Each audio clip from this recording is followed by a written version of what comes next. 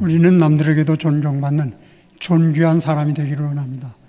그렇다면 이 세상에서 존귀한 사람들은 어떤 사람들일까요? 바로 우리 그리스도인들입니다. 우리 모두는 참으로 소중한 사람들입니다. 그 근거는 어디에 있습니까? 창세기 1장 27절로 8절까지 보면 하나님이 자기 형상 곧 하나님의 형상대로 사람을 창조하시되 남자와 여자로 창조하시고 하나님이 그들에게 복을 주시되 생육하고 번성하라 땅에 충만하라. 이 세상 모든 우주 만물의 통치권을 하나님이 가지고 계신데 그걸 우리들에게 위임해 주셨다는 하나님의 선언입니다. 이런 막강한 하나님의 주신 능력을 행사해야 될 책임이 있는 권한을 가지고 있는 얼마나 우리들은 존귀한 사람들입니까? 뿐만이 아닙니다. 예수님께서 마태복음 16장 26절에 주신 말씀에 보면 사람이 만일 온 천하를 얻고도 자기 목숨을 잃으면 무엇으로 유익하게 하리요? 이 세상 무엇을 주고 자기 목숨과 바꾸겠느냐 말씀했습니다. 우리 한 사람 한 사람의 생명은 온 천하보다 더 값지다고 말씀하셨습니다. 그렇다면 이렇게 존귀한 사람들이 어디 있습니까? 우리는 자부심을 가지고 인생을 살아야 합니다. 그런데 현실적으로는 그렇지 못하다는데 우리의 문제가 있습니다. 특별히 오늘 본문 보면 갈라디아 교회 교인들이 그럽니다. 그리스도께서 우리를 자유케 하려고 자유를 주셨는데 너희는 다시는 종의 멍에를 매지 말라. 왜 저들이 이 막강한 하나님의 은총을 힘입는 권세 있는 사람들인데도 불구하고 왜 마음에 자유함이 없습니까? 왜 평안함이 없었습니까? 저들은 크게 두 가지 원인 때문입니다. 양심적으로 생각해 볼 때 이 내 마음 속에서 우글우글거리는 그 생각들이 죄된 생각들이 너무나 많습니다.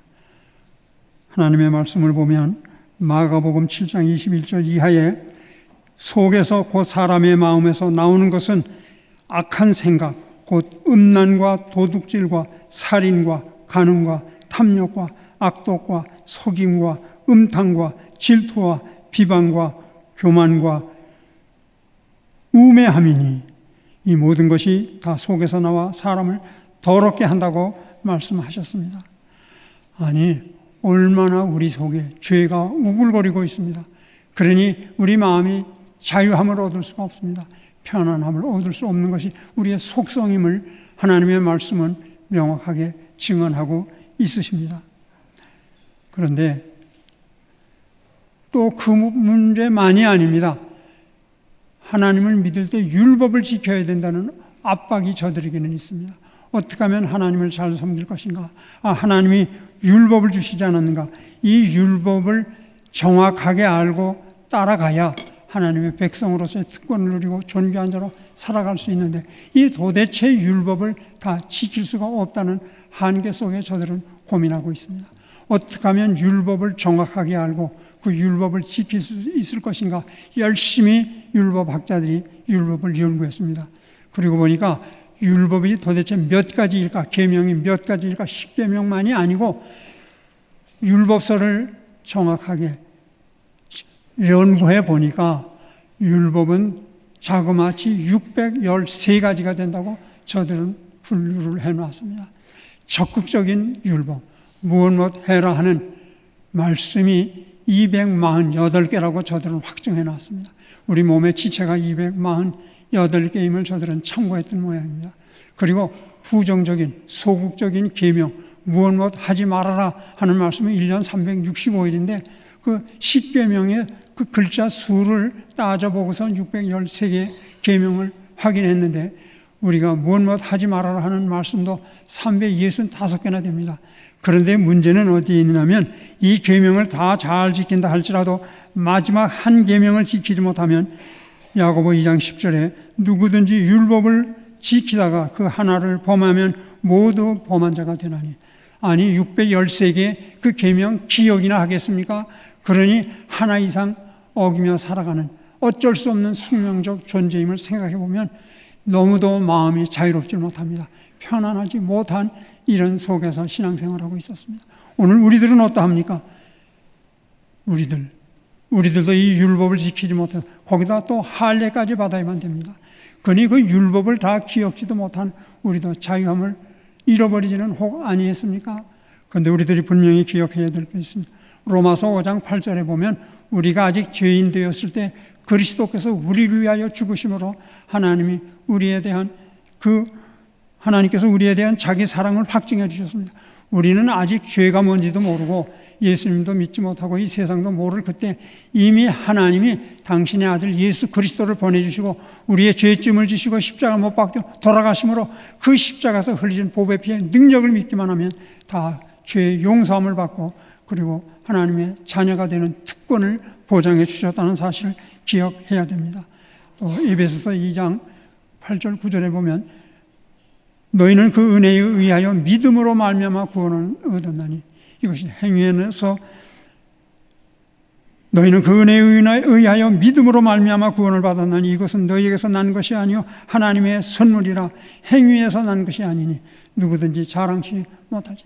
우리가 예수 그리스도가 우리의 구원의 주라는 것, 하나님은 우리의 아버지시고 우리가 절대적으로 순종하며 섬겨야 될 아버지라는 것을 믿기만 하면 우리 모든 죄는 다 이미 탕감받은 겁니다. 기쁨과 감사 속에서 주님을 섬기고 하나님의 말씀대로 순종하고자 노력하는 것이지 우리가 그렇게 해야 구원을 받고 참 그리스도의 제자 하나님의 백성이 된다는 것이 아니라는 것을 선언하는 말씀입니다. 그렇다면 우리가 부자유, 이 여름이 되면 특별히 교회를 위해 봉사할 일이 너무도 많이 있습니다. 교회학교 영합으로부터 시작해서 산상 집회까지 얼마나 많은 일들이 우리를 기다리고 있습니다. 교회에 나와서 예배만 그저 편안하게 드리면 좋은데 이 찬양대 참 은혜롭게 찬양했습니다만 그 준비하는데 얼마나 많은 시간이 소요됩니까? 교회학교 교사해야지, 주방에서 수고, 여러 가지 구역을 보살펴야지. 이 모든 것 생각해보면 우리 마음이 짓눌리며 신앙생활을 한다는 것이 부담이 될 수 있습니다. 그런데 아닙니다. 하나님이 우리에게 온 세상을 통치할 수 있는 이 세상 하나님 보시기에 힘이 좋았던 세상을 복원시키는 문화 창조의 명령 우리에게 주셨습니다. 그리고 하나님의 자녀되는 백성된 특권을 우리에게 주셨고 영원한 하나님 나라의 생명을 누릴 수 있는 은혜를 우리에게 주셨다면 그러한 일들을 하는 일은 오히려 기쁨과 감격 속에 우리는 해야만 되어집니다. 그렇기 때문에 우리는 참된 평화를 누리며 마음의 자유함을 얻으며 신앙생활을 해야 될 특권이 있음을 우리는 명심해야만 합니다. 그런데 신앙생활하면서 여러 가지 어려움 속에 빠지는 사람들이 너무도 많이 있습니다. 이 하나님의 말씀을 지키는 것, 교회적인 봉사하는 일에 너무 많은 부담을 느끼다 보니까 이것이 짐이 되어서 자유함보다는 강압적인 압박 속에서 신앙의 참된 기쁨을, 의미를 누리지 못하는 오류를 범할 수가 있습니다. 아닙니다. 우리는 하나님이 주신 은혜의 축복, 우리가 하나님의 형상 따라 지음받았다는 것, 그리고 이 세상 모든 것을 다스릴 수 있는 권한과 능력을 우리에게 허락하셨다는 것, 얼마나 감사합니까? 우리의 죄는 다 이미 예수 그리스도 십자가에서 흘리신 보배 피의 능력으로 다 씻음받아 정결한 백성이라고 성령으로 여기 도장을 찍어 인쳐주셨으니 얼마나 감사한 일입니까? 그러기에 늘 기쁨과 감격 속에 봉사하고 서로 사랑해야 됩니다. 이 율법은 예수님께 어느 율법사가 물었습니다. 선생님, 율법 중에 가장 큰 계명이 무엇입니까? 하고 여쭤봤을 때 예수님이 마태복음 22장 36절 이하에 그렇게 말씀하셨습니다. 내 마음을 다하고 목숨을 다하고 뜻을 다하여 주 너희 하나님을 사랑하라 하셨으니 이것이 크고 첫째 되는 계명이요 둘째도 이와 같으니 내 이웃을 내 몸같이 사랑하라 하셨으니 이 두 계명이 온 율법과 선지자의 강령이니라. 이 하나님의 말씀 모든 것이 우리에게 명하는 것 한마디로 말하면 사랑입니다. 하나님을 내 전 존재를 다 바쳐서 사랑하고 이웃을 내 몸처럼 사랑하는 일. 우리 함께 예배드리러 온 성도 옆에 알지 못해도 미소로서도 그리고 손을 내밀고 따뜻하게 악수함으로써 사랑을 표현할 수 있고 한 그리스도 안에 형제됨을 확인하는 기쁨을 누릴 수가 있음을 기억하며 그러면 하나님은 기뻐하시고 모든 율법과 선지자를 다 이룬 것이라고 말씀합니다. 혹이라도 성도 때문에 마음에 불편함이 있습니까? 혹이라도 내 마음을 괴롭히는 그런 이 어려움이 있습니까? 예수님 그런 말씀하셨습니다. 마태복음 5장 23절에 이하에 그러므로 예물을 제단에 드리려다 거기서 내 형제에게 원망 들을 만한 일이 있는 것이 생각나거든 예물을 제단 앞에 두고 먼저 가서 형제와 화목하고 그 후에 와서 예물을 드리라. 하나님하고만 밀착되면 안 됩니다. 형제들과 성도들 간에도 사랑의 교류를 나누며 교회를 봉사하며 그래야 됩니다. 그런데 꺼리끼는 게 있으면 어느 누가 신방하다 보면 부모님은 교회 잘 나와 봉사하시는데 자녀들이 안 나오는 경우가 있습니다. 왜 안 나오느냐 하면 걔가요 교회 다니다가 마음에 상처를 받아서 안 나와요. 아니에요.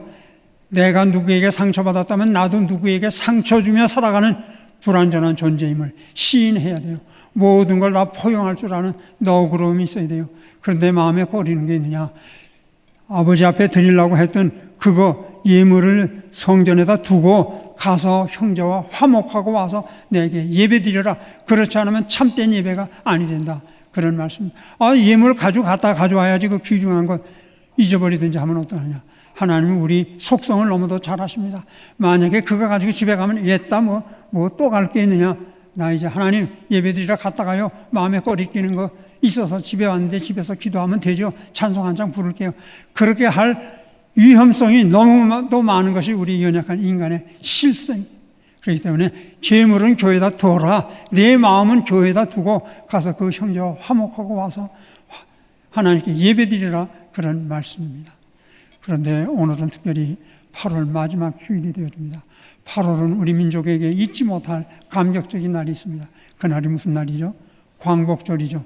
우리가 36년 동안 일본 제국주의의 압제를 받으며 자유를 다 잃었습니다.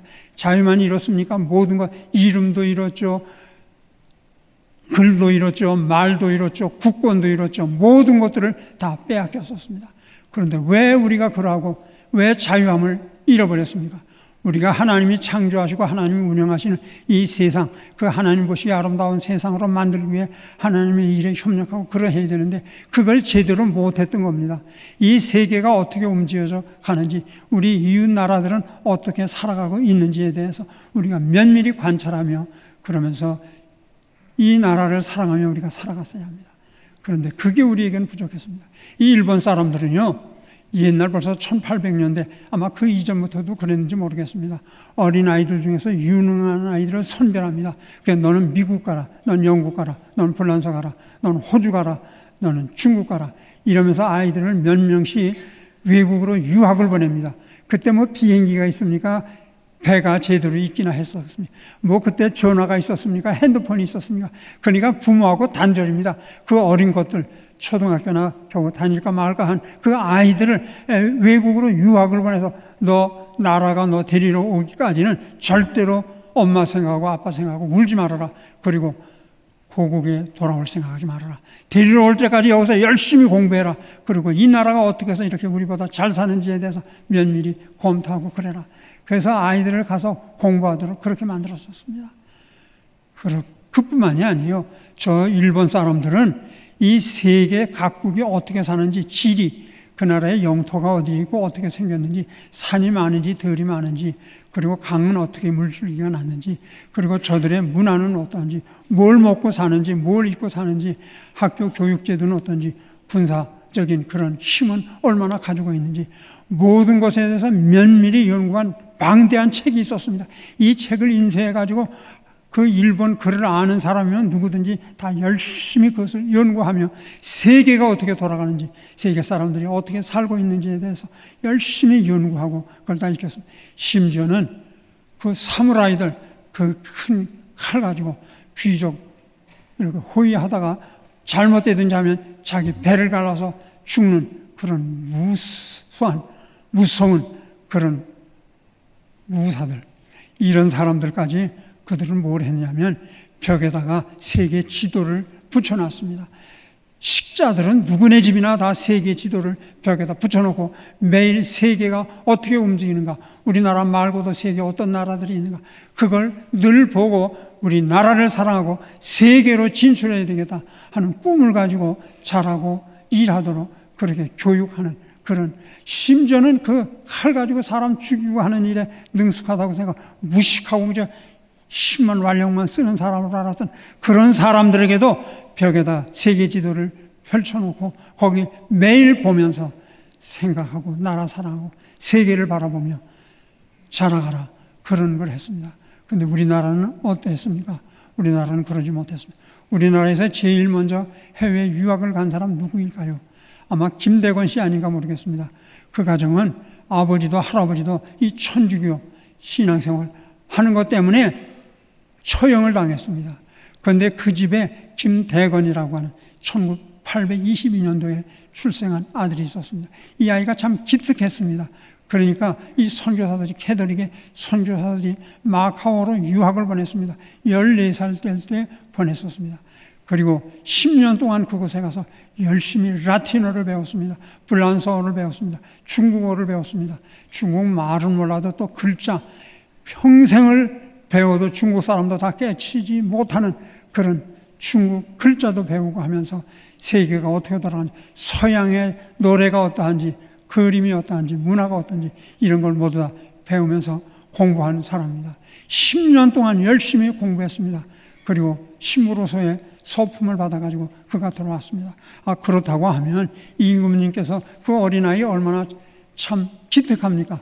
14살에 엄마 품을 떠나서 외국에 가서 외국 사람들 밑에서 라틴어를 배워야 했으니 얼마나 어렵고, 그 어린 나이에 또 불란서어를 배워야 되고, 세계 모든 문물을 배워야 했고, 성경을 배워야 했으니 얼마나 고생했어요.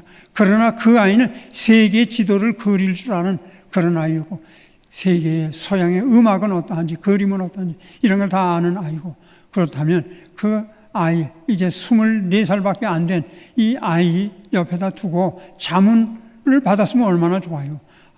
마카오 사람들은 어떻게 살디? 불란서 사람들은 어떻게 생활하디? 세계가 어떻게 움직이는 거 넌 들은 거 있지? 그런 것 좀 이야기 좀 해라. 그리고 네가 아는 그 글도 많고 하니까 좀 세계에서 유명한 책들 있으면 그 번역해서 우리 외국에 나가 공부하지 못하는 아이들에게도 또 우리 백성들에게도 그거 나누어줘서 좀 상식도 높이고 지식도 높여서 우리나라도 세계적인 나라 만드는데 네가 많이 기여하면 좋겠다. 나한테 할 말 있으면 할아버지한테 마음대로 말해도 다 괜찮아. 이러고 사랑해줬으면 얼마나 좋았어. 그런데 그 아이가 그저 40대 되었을 때, 이 나라에 들어온 지 1년 반밖에 안 됐을 때 그 아이가 천작쟁이라고 이 앞에 있죠? 그게 뭐죠? 새남토 순교 현장에서 그 언덕 꼭대기에다 놓고 칼로 목을 쳐서 죽여버리는 이런 일을 저질러버리고 말았습니다. 어떻게 이렇게 세국 정책을 썼는지. 그리고 나라를 다스린다고 하는 자들은 서로 권력 다툼이나 하고, 임금은 백성들 별로 관심이 없었어요. 왜냐하면 무지렁이들인데, 중국 황제가 너 조선의 왕이다 하면 그걸로 통하는 거예요. 중국의 황제가 청나라 명나라 정권이 바뀌었어도 그저 그 중국의 왕에게만 잘 보이면 왕자리는 그거는 죽을 때까지 해먹을 수 있고 자기 아들에게 세속도 할 수 있으니까 그렇게만 했지, 백성들이야 뭐 잘 살든 못 살든 나한테 잘하고 못하고 상관없어. 내가 마음대로 부릴 수 있는 다 종 같은 인간이야. 이런 사고방식을 가진 자들이 나라를 다스리고 그랬기 때문에 우리는 식민지 당할 수밖에 없다는 그런 아픔이 있었습니다. 우리는 지금도 이 세계가 어떻게 움직이는지를 자세히 보면서 우리가 이런 파고를 거치면서 우리가 어떻게 살아나가야 되고, 우리 자녀들, 우리 후대들은 어떻게 살아가도록 그들을 위해 기도하고 그들을 교육할 것인가, 비전을 어떻게 줘야 될 것인가를 생각하며 살아가야만 합니다. 얼마 전에 파리에서 뭐 했죠? 올림픽을 했죠. 뭐가 있죠? 철탑 만들어 놓은 에펠탑. 그거 만들었을 때는 그때 그 박람회를 하려고, 세계 박람회를 하려고 불란서를 상징하는 그 탑을 만들었어요. 그런데 그거 만든 사람이 얼마나 사람들한테 구박을 받았는지, 이게 뭐야, 이게 이런 걸 뭐 예술이라고, 아이고 저거 허물어버려. 그리고 그냥 얼마나 공격을 많이 받았는지 몰라요. 근데 그것이 불란서의 파리의 상징이 되었어요. 올림픽을 개최하면서 그걸 무대로 했어요. 그리고 세느강 얼마나 낭만적이에요. 거기다가 모든 장치를 해놓고 거기서 그 불란서가 얼마만한 문화 대국인지 세계 사람들에게 모든 것을 공포하고 자랑하는 그런 축제의 무대를 만들어놨어요. 세느 강변에 쫙 자리를 만들어놓고 거기 여러 가지 예술 행사들이 진행됐었어요. 그 중에 하나 우리들이 꼭 관심 가져야 될 것이 있어요. 거기에 뭐를 만들었냐? 레오나르도 다빈치 유명한 작품이 있죠. 예수님의 성만찬, 마지막 성만찬을 베푸신, 이건 내 살이다, 이건 내 피다, 이걸 먹고 마시면서 나를 기념하라 하시면서 십자가를 지실 것을 예언하시면서 제자들을 사랑하시되 끝까지 사랑하시며 그들의 발을 씻어주시던 그 장면, 그 성만찬 상을 만들어 놨어요. 얼마나 기특해요. 그런데 그 가운데는 파란 옷을 입은 여자가 서 있었어요. 그리고 남자들이 거기 쭉 이렇게 그 최후의 만찬 같은 무대에 쭉 섰었는데 남자들이 모두 여자 옷을 입고 쭉 섰었어요. 그런데 거기서 연기를 펼쳤던 자는 누구냐면 블란프 가테린이라고 하는 술과 욕망의 신인 디오니소스를 연기했어요. 즉 퇴폐적인, 이것은 세계 24억의 그리스도인들에게 모욕을 주는 거고 우리 그리스도인들을 조롱하고 치욕을 느끼게 만드는 일이었습니다. 아니 거룩한 성만찬 잔치 같은 모습을 만들어 놓고 거기서 육체의 욕망 그리고 이 퇴폐적인 그런 모습을 연출하다니 기독교가 무슨 소용이 있느냐? 하나님이 어디 있느냐? 우리는 이 술과 이런 잡신을 섬김으로써 우리는 만족한 세상을 살아갈 수 있다는 그런 것을 세계에다 공포하는 일이었어요. 아니 이럴 수가 있어요? 얼마나 문명 대국이에요. 그런데 그런 기독교를 모멸하고 기독교를 그냥 한 방 먹이는 이런 참으로 용납할 수 없는 추태를 벌인, 이것이 문화고 오늘 세계를 이끌어가는 나라의 모습이에요. 이것이 불란서만 그런 게 아니라는 데 심각성이 있어요. 온 세계가 거기 미쳐 돌아가고 있어요. 이 육체적인 욕망 추구하고, 남자 여자 어디서 내가 남자라면 남자고 내가 여자라면 여자지, 아들이나 딸 성전환 하겠대, 그거 허락해야 돼. 부모가 무슨 특권이 있어? 그 성은 걔 거야. 초등학교 애가 임신하고 와서 선생님이 왜 간섭해? 그건 그 애의 성은 그 아이의 자유야. 그 아이가 임신을 했든 안 했든 선생은 그저 공부나 가르쳐. 이게 지금 이 세상을 움직이는 각 나라, 우리나라도 그런 물이 들어가고 있음을 우리가 기억해야 돼요. 육체적인 욕망, 하나님이 어디 있느냐? 이런 세상으로 변질되어 가고 있음을 우리는 기억을 해야만 됩니다. 무신론, 동성애, 그리고 젠더 이데올로기, 남자 여자 다 성전환 마음대로 할 수 있어. 마음대로 남자끼리 여자끼리 결혼해도 되는 거야. 아무도 간섭하지 못해. 이게 젠더라는 거예요. 이 이데올로기, 그리고 젠더 메인스트림, 이런 것을 인정하는, 이런 것을 지지하고 이런 것을 발전해 나가는 그런 나라만 유엔에서도 어려운 나라 원조해주고 격려해주고 해요. 이거 부인하면 세계에 앞서가는 나라 축에 낄 수 없는 이런 세계적인 흐름이 우리나라에까지 와 있다는 사실을 우리가 명확히 기억해야 돼요. 우리는 정신 차리지 않으면 이 세속에 그저 탕류의 그 세느강이 얼마나 아름답고 그리고 맑은 물로 우리가 생각해요. 그런데 그 물이 얼마나 크게 오염이 되었느냐. 거기 수영을 할 수 있다 없다 하는 논란이 있었어요. 왜냐하면 그 물이 너무도 더러웠기 때문에, 오염되었기 때문에. 그런데 마지막 결정했어요. 거기서도 한 게임을 하자. 그런데 거기서 수영을 했던 그 선수들이 만들 나와서 토하고 그 악취나는 그 물에서 올림픽 경기를 했으니 그 참을 수 없는 그런 구토를 하고 했는데, 지금 불란서의 문화 그리고 모든 사람들의 삶이 그런 탕류 속에 살아가고 있다. 이게 남의 나라 얘기가 아니라는 데 심각성이 있어요. 우리는 자유롭게 지금 주님을 섬길 수 있는 얼마나 큰 감사해요. 그런데 이것을 무너뜨리고 육체적인 욕망에 만끽하고 하나님이 없는 세상, 하나님이 없는 세상을 만들려고 하니까 이 기독교 때문에 공산주의를 못 만드는 거예요.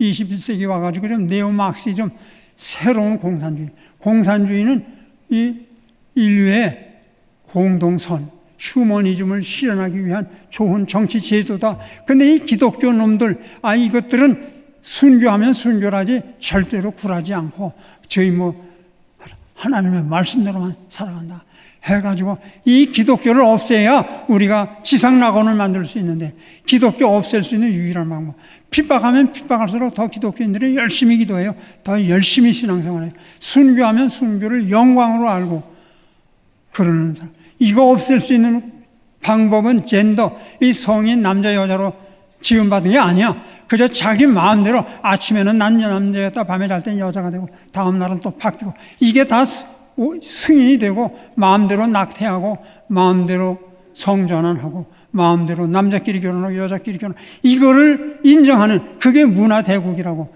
우리가 지향할, 그래야 이 세상은 하나님 없는 우리 인간이 마음대로 성적인 욕망을 충족하고 이 땅을 우리 마음대로 끌고 갈 수 있다. 이런 생각이 지금 세계를 지배하고, 그런 생각과 정책들이 우리나라까지 지금 틈타고 있다는 사실을 기억해야 돼요. 이 세상이 어떻게 돌아가는지에 대한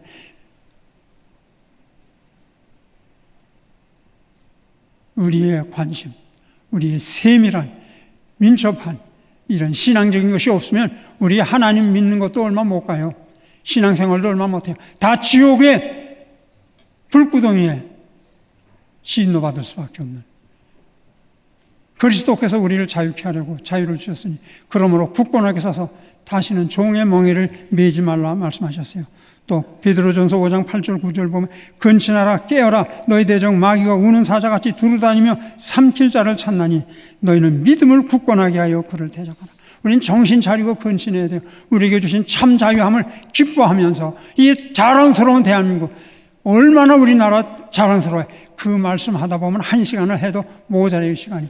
그런 세계적인 나라가 되었어요. 이제는 이 세계를 건져야 될 사명이 우리에게 있음을 우리는 기억해야 돼요. 한국교회가 잘 돼야 돼요. 노량진교회가 잘 돼야 돼요. 그래서 온 세계를 복음화해야 돼요. 온 세계에 지금 전쟁의 소리가 계속 들려오잖아요. 우리에게도 위협적인 소식이 계속 들려오고 있잖아요. 교회가 나서 한국이 세계의 평화를 이끄는데 앞장설 수 있는 그런 잠재력을 다 허락해 주셨어요. 한국에서 첫째면 모든 게 세계에서 다 첫째예요. 지금 한국의 무기도 어떻게 발달됐는지 몰라. 무기는 좀 불명예스럽다고 말씀합니다. 그런데 무력이 강해야 다른 나라의 침략을 안 받아요. 그러니까 우리를 자구책을 위해서, 우리나라 안전을 위해, 후대들을 위해서 튼튼한 군사력, 무기를 가지고 있어야 다른 나라가 우리를 넘보지 못해 일제 같은 데 압박당하지 않아. 그렇기 때문에 모든 걸 이렇게 발달되고 발전하는, 한국교회처럼 이렇게 신앙 열심히 생활하는 교회가 없다고 말해도 과언이에요.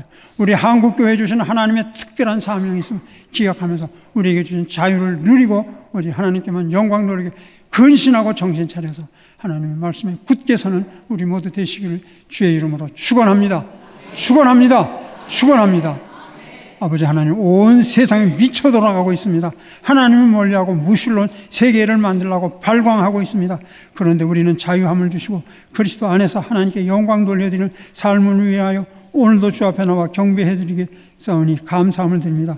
저희들을 사용하여 주시옵소서. 그리스도 안에서 참된 자유를 누리며 이 나라를 건질 뿐만 아니라 세계를 건져 복음을 전하고 세계의 평화를 위하여 쓰임받는 대한민국 한국교회 우리 모두 되게 해 주옵소서.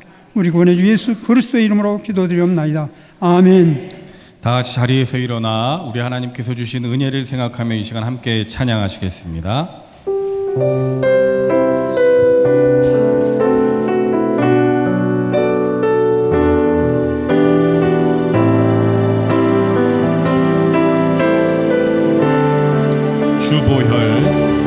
주보혈 나의 정결케 하고 주보혈 나의 자유케 하니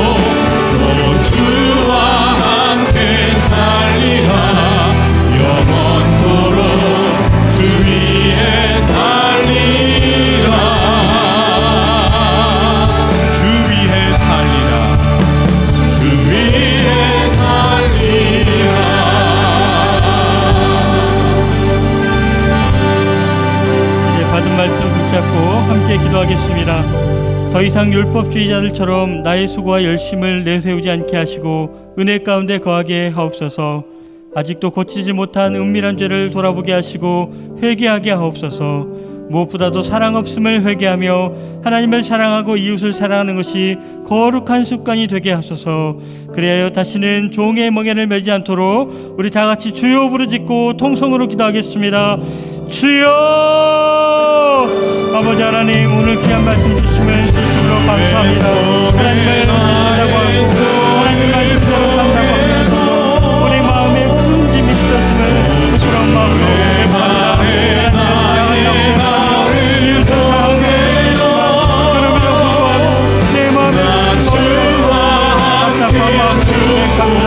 오히려 나의 주와 나의 주 앞에 하나님의 가운데 거듭못해짐을 부끄러운 마음으로 고백하니 주여 살리라. 내 주와 나의 열심을 믿는 자에게 오직 하나님의 손을 보면서 살게 하시고자 참으로 이 땅에 오시는 주의 말에 나의 마음을 보게